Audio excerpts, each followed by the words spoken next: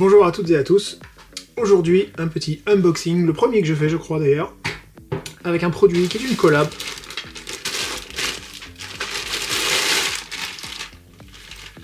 Le Griffin. C'est parti.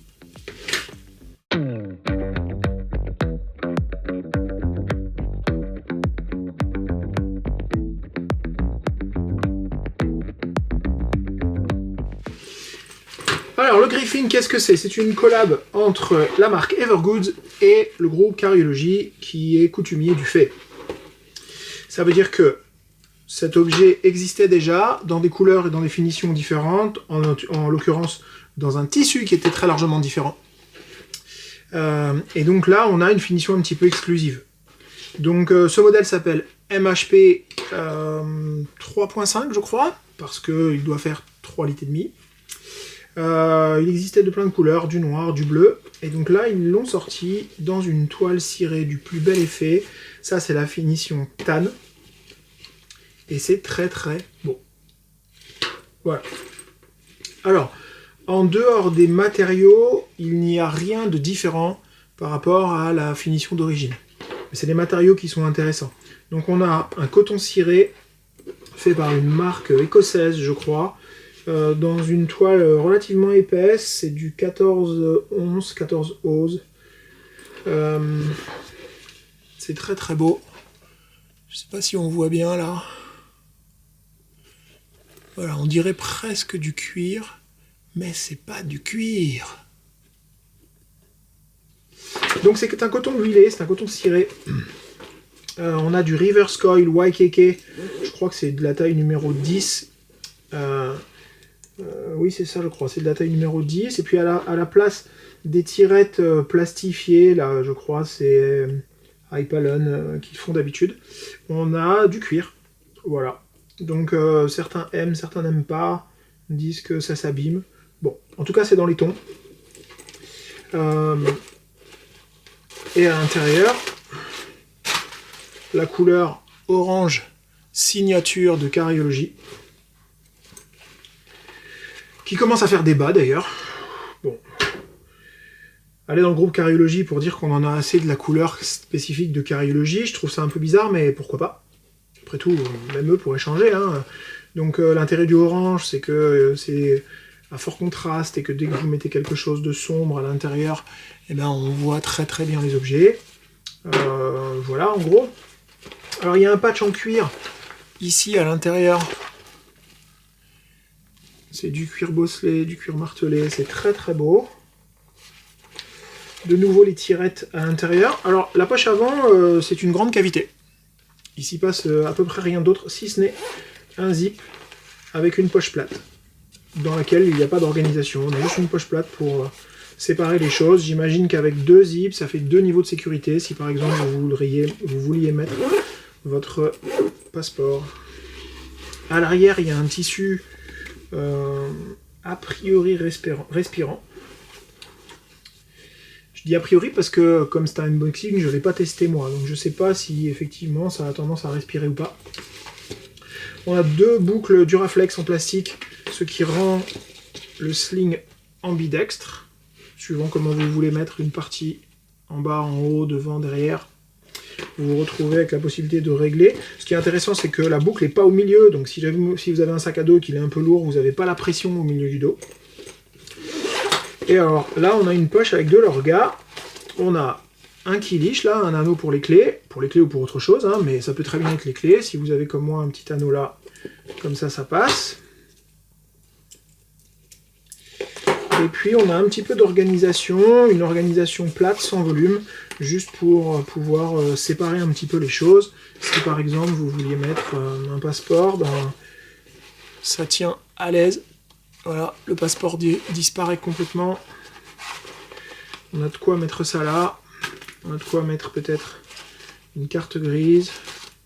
Ça passe aussi. Des clés ici. Si vous ne vouliez pas les mettre là, ça pourrait être une lampe de poche par exemple. Ça, c'est assez grand pour faire rentrer des AirPods. Et voilà. Il y a un petit peu de volume aussi, là, on le voit sur le fond. Donc on pourrait mettre des objets un petit peu plus volumineux. Voilà, c'est très cool. Il y a aussi une poche secrète plate qui se trouve ici, juste derrière le strap de compression qui est là. Et en théorie, vous êtes censé pouvoir y mettre une veste compressible. Bon, je suis pas sûr que ma bouteille passe, encore que, si, la bouteille passe, donc ça pourrait très bien être la bouteille devant. Tac. Le volume est partagé, donc j'imagine que si on met quelque chose de volumineux ici, oui voilà, ça mange un peu le volume là. Est-ce que je pourrais mettre mon mug? Eh ben oui, je peux. Donc si vous voulez une bouteille d'eau plus un mug de café, tada, ça rentre. Alors, c'est ce qui justifie un petit peu la taille, le volume en tout cas, parce que souvent quand on pense 3,5, on se dit est-ce qu'on va pas mettre trop d'objets à l'intérieur? C'est pas forcément beaucoup d'objets qu'on peut mettre, mais c'est des objets un peu volumineux, comme un mug par exemple. Donc là, peut-être si je serre un peu ça, ça évitera que ça tombe. Bon, sur le volume, c'est vrai que ça permet de mettre des objets un peu plus gros. Moi, je me trouve, par rapport à mon gabarit, dans une situation un petit peu intermédiaire, je crois. Je trouve que c'est trop gros pour mettre en sling devant moi, comme ça. Et trop petit pour être porté derrière. Comme ça. Je sais pas ce que vous en pensez. Ça le fait pas? Bof. Bon, moi je suis pas complètement convaincu. Encore une fois, c'est pas le mien de sling. Donc, je sais pas si j'aimerais un sling de cette taille. Souvent, je les aime de taille plus réduite pour mettre juste l'essentiel, les clés, les choses comme ça. Mon téléphone. Voilà. Alors, tac. Qu'est-ce qu'on peut y mettre encore? L'iPad mini, sans aucun problème. Je crois même que ça peut passer là. Est-ce que ça passe? Oui, ça passe là. Dans la grande poche, la Switch avec la boîte. Ça passe les doigts dans le nez. Est-ce que ça passe ici aussi? Ça a l'air de passer. Peut-être dans l'autre sens pour pas gêner. Oui, ça passe à l'aise. Donc on peut très bien mettre la Switch d'un côté, l'iPad de l'autre, les papiers, le passeport. Si vous devez passer la sécurité à l'aéroport, ça marche. Tac. Ça rentre, évidemment. L'appareil photo. Il rentre aussi, il rentre dans la poche arrière, il rentre dans la poche avant. Bon voilà, comme je le disais, ça laisse un peu d'options, ce volume un petit peu important, ça laisse un peu d'options pour mettre des objets plus ou moins volumineux. On n'est pas obligé de mettre 1 million d'objets, mais on peut en mettre. Attention, c'est un sling qui est un peu lourd, il est donné à plus de 500 grammes. On peut peut-être vérifier nous-mêmes ce que ça donne.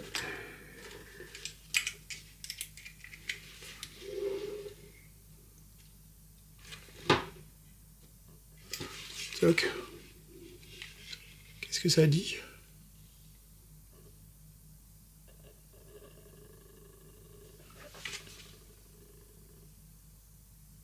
Ouais, c'est ça, 500 grammes, 510 grammes. Bon, 510 grammes pour un sling, c'est quand même un peu conséquent. Hein. Il y a des sacs à dos qui font quasiment ce poids-là. Le Bellroy Venture Ready en 26 litres fait quelques grammes de plus, je crois, 700 grammes, 800 grammes. Je crois que le Hula Dragonfly doit faire à peu près ça. Donc c'est pas complètement léger. Mais la toile est belle, c'est très quali, c'est doublé. Bon, ceci pourrait expliquer cela. Alors, j'ai oublié de dire, là j'ai un zip dans un seul sens. Et là j'ai un double zip. Pourquoi l'un, pas l'autre? Je n'ai pas l'explication. Voilà. Là, il y a le double, et là, il y en a qu'un. Est-ce qu'on avait besoin des deux là? Est-ce qu'on aurait aimé les deux ici? Je pense que c'est une histoire de goût. Ah si, ça, j'ai oublié d'en parler. Oh là là là là là, qu'est-ce que j'ai failli faire? Ça, là. C'est beau, non? Le patch est magnifique, collector, réalisé par Matsuda, spécifiquement pour la collection Griffin. C'est très très beau. Voilà, trop cool. Voilà, c'est à peu près tout. Avant de se quitter sur ça, j'aurais aimé qu'on fasse une petite comparaison avec une autre toile cirée bien connue. C'est le héritage que j'adore. Ça, c'est le 26 litres GR2 qui est très très beau et on voit que c'est une toile différente. Est-ce que je peux zoomer là ?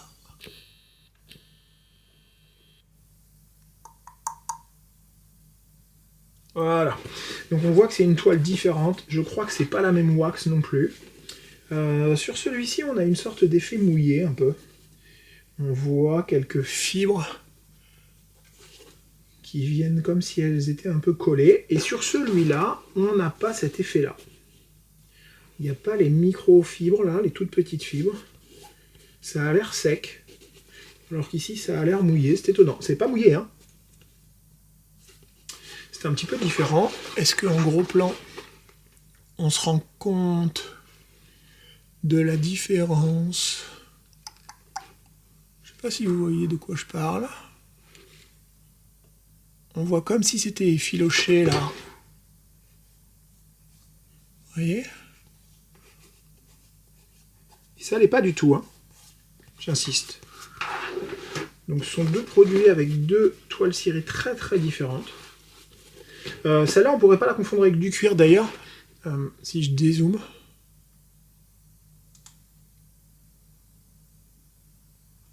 On voit le patch en cuir et le bas du sac en cuir. On voit très très bien la différence entre le cuir et la toile cirée sur le héritage. Et à cette distance en tout cas, je trouve que le doute est permis de loin un petit peu entre le cuir ici et la toile cirée là. Alors de près, le doute n'est pas permis du tout. On voit très très bien la différence. Tac tac. Voilà.